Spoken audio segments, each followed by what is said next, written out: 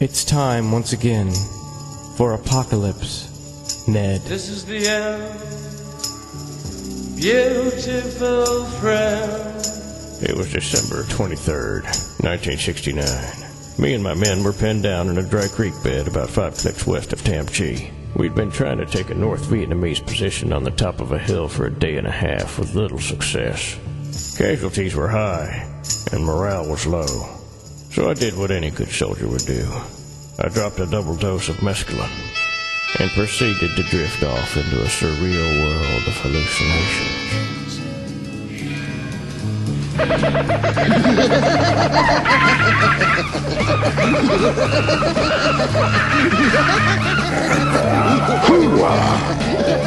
Hello? You wanna kill me, Charlie? Hello? Fucking kill me! Hello? It's kind of hard to be afraid when the jungle is melting all around you, and your M16 is turned into a giant chocolate bar.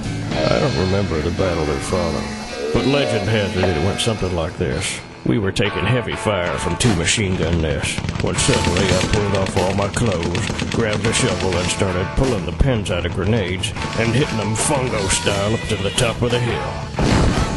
The VC were hit hard. My men were asking for instructions, but I just sat in the middle of the firefight, naked, and had a smoke. Then I got up, ran up the hill armed only with my mess kit fork, and rumor has it, killed the remaining 6 Viet Cong. Then I ran off into the jungle and disappeared. When I finally came down from my high, I was completely lost and disoriented. Assuming I might be behind enemy lines, I made a makeshift camp out of an old tiger pit and waited. Turns out I was in the middle of a hot zone. Charlie was everywhere, but my pit was an adequate hiding place, and I hunkered down. I was hungry and alone in enemy territory on Christmas Eve. I climbed out long enough to cut down a small tree and took it down to the pit, where I lovingly decorated it with human ears that I'd cut off from some of my kills. Merry fucking Christmas. Sometime later, I was awakened by a loud thud. It was a VC. We wrestled and fought each other viciously. Finally, we both managed to draw our guns. We stood there for 6 hours, locked in each other's crosshairs, in what I guess you would call a Mexican standoff. Except, of course, he wasn't a Mexican, he was a fucking gook. Then something strange happened. The clock from a nearby town sounded midnight. It was Christmas Day.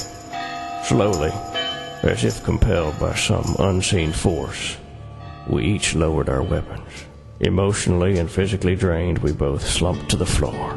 Charlie offered me some of his rations, and I shared my flask of Jim Beam with him. He showed me pictures of his wife and daughter. I showed him a pornographic picture of a woman fucking a dog. Hey, it's all I had. The point is, for one day, we weren't enemies. We weren't even soldiers. We were just 2 men. After several hours and many toasts to Christmas, we both passed out. Sometime later, I was awakened by bells again.